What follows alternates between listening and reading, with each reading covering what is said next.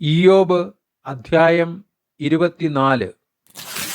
സർവശക്തൻ ശിക്ഷാസമയങ്ങളെ നിയമിക്കാത്തതും അവന്റെ ഭക്തന്മാർ അവന്റെ വിസ്താര ദിവസങ്ങളെ കാണാതിരിക്കുന്നതും എന്ത്?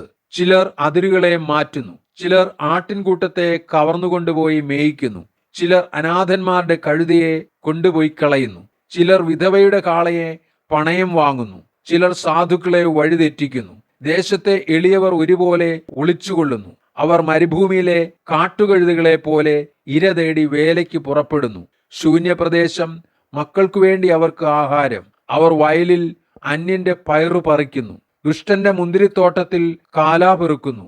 അവർ വസ്ത്രമില്ലാതെ നഗ്നരായി രാത്രി കഴിച്ചുകൂട്ടുന്നു. കുളിരിൽ അവർക്ക് പുതപ്പുമില്ല.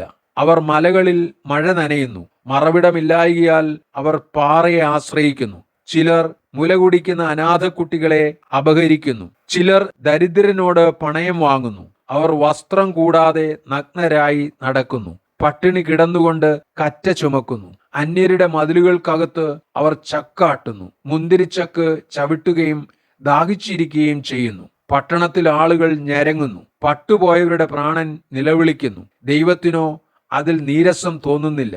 ഇവർ വെളിച്ചത്തോട് മത്സരിക്കുന്നു, അതിന്റെ വഴികളെ അറിയുന്നില്ല, അതിന്റെ പാതകളിൽ നടക്കുന്നതുമില്ല. കൊലപാതകൻ രാവിലെ എഴുന്നേൽക്കുന്നു, ദരിദ്രനെയും എളിയവനെയും കൊല്ലുന്നു.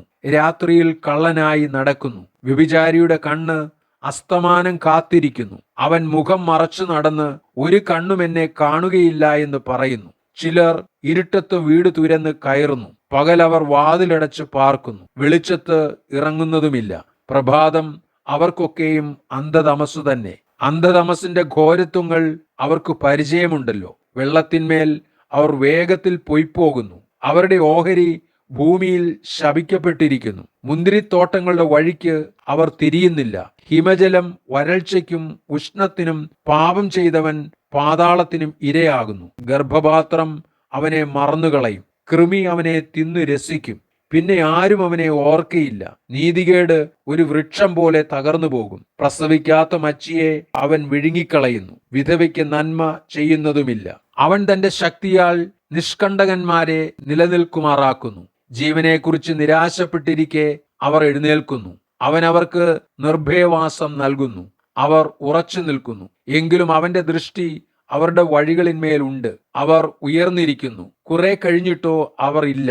അവരെ താഴ്ത്തി മറ്റെല്ലാവരെയും പോലെ നീക്കിക്കളയുന്നു. കതിരുകളുടെ തല പോലെ അവരെ അറുക്കുന്നു. ഇങ്ങനെയല്ലെങ്കിൽ എന്നെ കള്ളനാക്കുകയും എന്റെ വാക്ക് കണ്ണിക്കുകയും ചെയ്യുന്നവൻ ആർ?